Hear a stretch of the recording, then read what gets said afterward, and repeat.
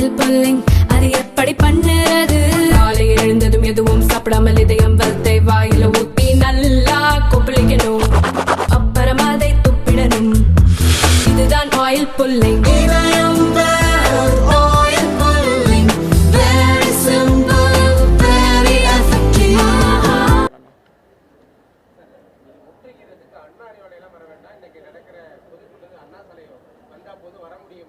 ஆனால் இன்றைக்கி நான் இங்கே நம்ம சேலத்தில் கல்யாணத்துக்கு தேதி கொடுத்து இங்கே இருக்கேன்.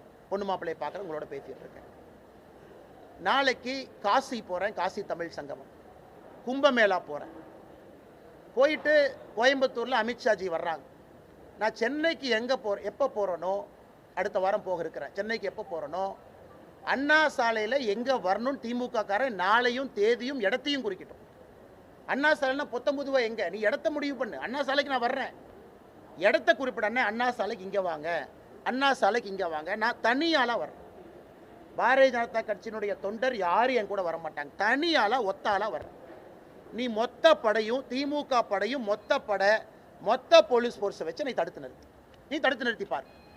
நேற்று நான் சொன்னதிலிருந்து எப்பொழுதும் பின்வாங்க போவது இல்லை. நான் நேற்று சொன்னேன், கெட் அவுட் மோடி அப்படிங்கிற வார்த்தையை தமிழ்நாட்டினுடைய துணை முதலமைச்சர் உதயநிதி ஸ்டாலின் மேடையில் பயன்படுத்தினார்.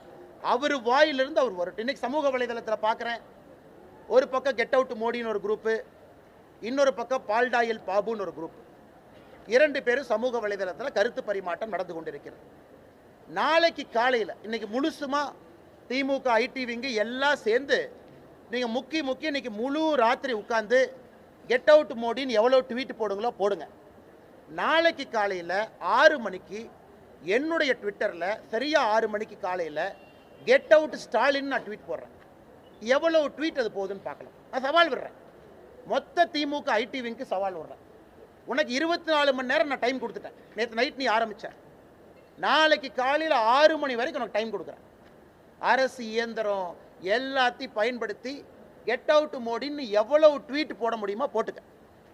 நாளைக்கு காலையில் 6 மணிக்கு நான் ஆரம்பிக்கிறேன். என்னுடைய முகநூலிருந்து கெட் அவுட் ஸ்டாலின். தமிழ்நாட்டிலிருந்து ஸ்டாலின் வெளியே போ. ஆட்சி செய்ய தெரியல, சட்டம் ஒழுங்கை பாதுகாக்க முடியல, எங்கள் வீட்டில் இருக்கக்கூடிய குழந்தைகளுக்கு பாதுகாப்பு இல்லை, தரமான எந்த ஒரு வசதியும் இல்லை. அதனால் ஸ்டாலின் அவர்களே, நீங்களும் தமிழ்நாட்டை விட்டு வெளியேறுங்கன்னு நாளைக்கு காலையில் 6 மணிக்கு என்னுடைய முகநூலில் கெட் அவுட் ஸ்டாலின் ஆரம்பிக்கிறேன். இன்றைக்கி நீங்கள் எவ்வளவு ட்வீட் போட்டிங்களோ மொத்தமாக குறிப்பெடுத்து கணக்கெடுத்து எழுதி வச்சுக்கங்க. நாளைக்கு 6 மணியிலிருந்து பிஜேபியினுடைய காலம். நாங்கள் எவ்வளவு போடுறோன்னு குறிப்பெடுத்து கணக்கு பார்த்து நீ போடுற ட்வீட்டுக்கும் பாரதிய ஜனதா கட்சியினுடைய தொண்டர்கள் பொதுமக்கள் போடுற ட்வீட்டுக்கும் எவ்வளவு வித்தியாசம் இருக்குது. நாளானைக்கு காலையில் இந்த பஞ்சாயத்தை முடிவு கொண்டு வரலாம். இன்னைக்கு ஒரு நாள் உனக்கு கொடுத்துட்டேன், திமுக காரங்களுக்கு கொடுத்தாச்சு, எவ்வளோ வேணுமோ போட்டுக்க. நாளைக்கு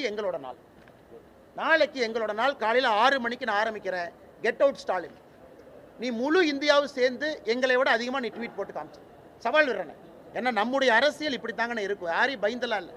அதே போல் அண்ணன் கேட்ட கேள்வி, அண்ணா நகர் 26ஆம் தேதிக்கு மேலே திரும்ப தமிழ்நாட்டில் இருக்கேன். கும்பமேளா போயிட்டு வந்து நேரத்தை இடத்த அண்ணா சாலையில் இங்கே வந்து காட்டுன்னு சொல்லு.